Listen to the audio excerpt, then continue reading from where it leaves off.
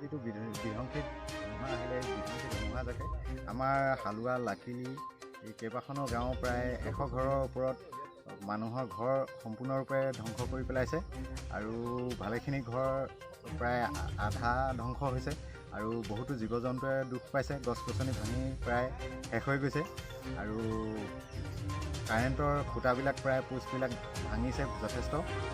কিছুমান মানুহে অলপ দুখো পাইছে 2-4জনে। গতিকে এনেকুৱা ধুমুহা মই জীৱনত প্ৰথমবাৰ দেখিছোঁ।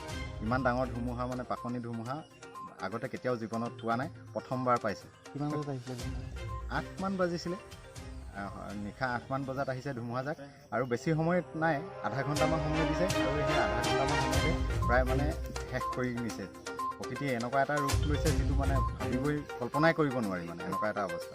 ক্ষয় ক্ষতিৰ বুজ ল'বৰ বাবে চৰকাৰে বিধ্বংসী ধুমুহা যিটো তাণ্ডৱ চলিলে, পোনপ্ৰথমে আজি নতুন চৰকাৰৰ শপত গ্ৰহণ হ'ব আৰু নতুন চৰকাৰ পোনপ্ৰথমে আহ্বান কৰিব বিচাৰিছোঁ যে আমাৰ বিধ্বংসী যিসকল ঘৰ সম্পূৰ্ণ নষ্ট হৈছে তেওঁলোকক শপত গ্ৰহণ লৈ প্ৰথমতে